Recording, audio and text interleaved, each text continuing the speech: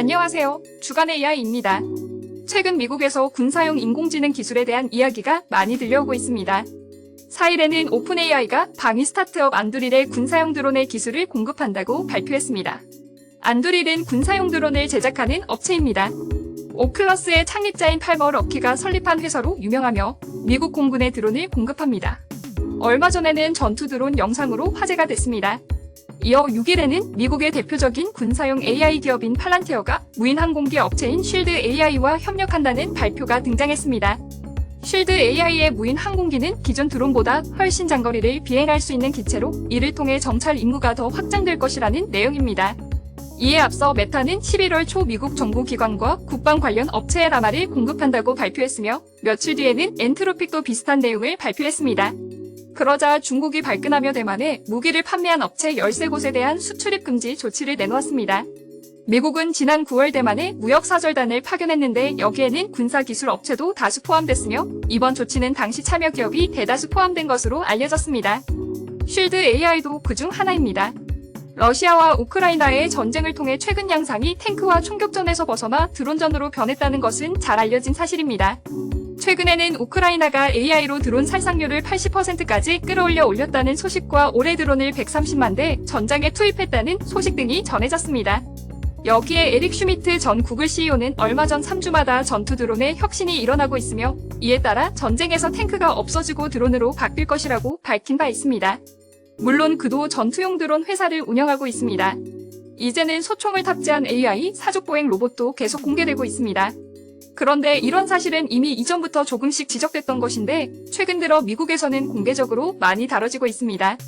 또 킬러 드론이라며 쉬쉬하던 내용들이 이제는 국가안보 타이틀을 달고 자랑스럽게 공개되는 양상입니다. 이는 10월 초 바이든 미국 대통령이 군사 및 정보전을 위해 AI를 적극 도입하라는 국가안보 각서에 서명한 직후부터 가속화됐습니다. 여기에 트럼프 차기 정부도 이런 방침을 더욱 강화할 것이라는 예측이 더해지며 이제 기업들은 군사용 기술의 빗장을 풀고 있는 것으로 보입니다. 물론 이런 움직임은 이전부터 경계의 대상이었습니다. 지난 4월에는 AI의 군사적 사용을 통제하기 위해 143개국 관계자들이 모였고 이 자리에서는 킬러 로봇의 급증을 두고 오펜하이머 순간이라는 경고가 등장했습니다.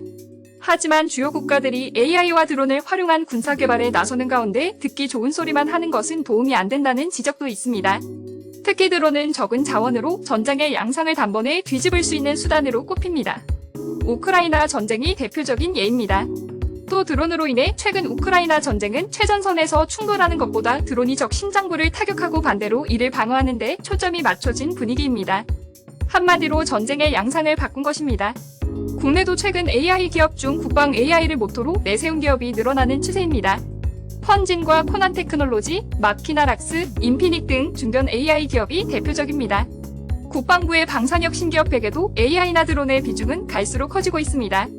지난해 7월 넷플릭스는 언노운 킬러 로봇이라는 다큐멘터리를 공개 전 세계 군대가 AI 무기 개발을 위해 은밀하게 군비 경쟁을 벌인다고 폭로해 화제가 됐습니다.